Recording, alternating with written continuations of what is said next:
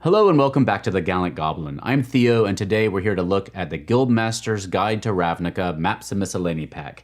This contains 20 cardstock dry erase pages that you can use with your campaign that you set in the Ravnica universe. Let's take a look at exactly what's inside. First, you're going to have 7 city maps. These are bird's eye views of the overall 10th district, and then there's one map each for each of the 6 precincts therein. Next, you have 10 location maps, one for each guild. In the Guildmasters Guide to Ravnica sourcebook, each guild has its own iconic location, and it gives you inspiration for adventures you may have there. So those locations are Arrestor Station, Safe House, Legion Garrison, Rubble Belt Encampment, Undercity Mansion, Grand Basilica, Experimental Workshop, Vernati Center, Notorious Nightclub, and Growth Chamber. On these maps, if you're not sure which guild is associated with it, there's a little icon in the corner to help you remember that. Also, it's good to know each of these maps is a Dyson Logos map. If you're familiar with them, they have a Patreon you can check out. Very good functional maps. Next, you have one major location for the little adventure they include in this book for a fellow named Krenko. So there's a location where an adventure takes place with him and has information on that page for that adventure. There's also 2 perforated pages of charm cards with art of the corresponding guild members on the other side, and we'll talk more about those in a minute. So that's what's inside the package. Now, this is a little bit of a different product than the Maps and Miscellany pack that came with Dungeon of the Mad Mage, since that was a campaign and this is a campaign setting source book. So the use of these maps is going to be different, and what they include in here is a little different. So let's take a look at it, and at the end, we'll talk about how you can use this and if we think it's a worthwhile product. The map pack includes pages that represent the 6 precincts of the 10th district, which is the heart of Ravnica. On one side of the page, you have a bird's eye view of that particular precinct. On the back of the map, you have the information from the book about that precinct. So this shows you what affiliated guilds are located there, what the neighborhoods and landmarks are, what goods and services are available, and it gives you a table that you can roll on to find people that you may encounter on the street. So this is a good reference to have on hand when your players are in that particular precinct. Also included in the pack are locations that are iconic to certain guilds. On one side of the page, you have a player's version of the map, which is not labeled and that you can photocopy and enlarge, present on the table, and use as a battle map.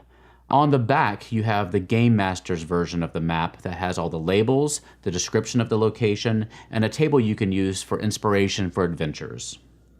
This page shows guild charms. A guild charm is a magical effect placed on an otherwise mundane item.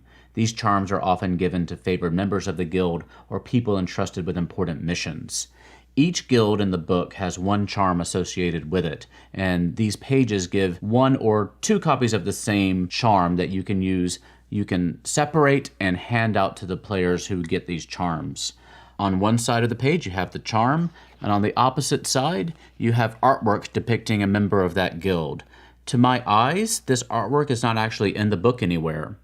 Also, these cards are not presented this way in the Ravnica book. This is something unique to the map pack. The charms are described in the book, but they are not in card format. This product isn't as easy to recommend for me as the Dungeon of the Mad Mage map pack.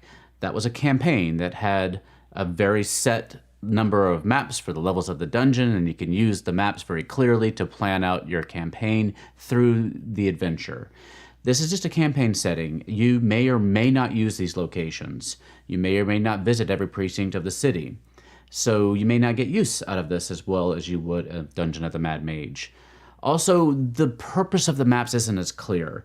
They have some that are clearly meant to be used by players, but you can't just put them on the table because they're the wrong scale. You would have to take them to a store, get them blown up, so extra level of work for you.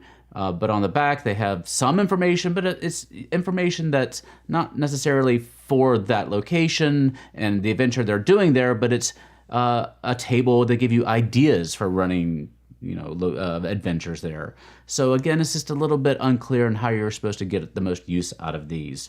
Also of note that the scale of the squares on each page isn't consistent. So if you need to blow up the map, you're going to have to do a little bit more calculation to know exactly how much to blow it up to get those 1-inch squares that you need for a battle map.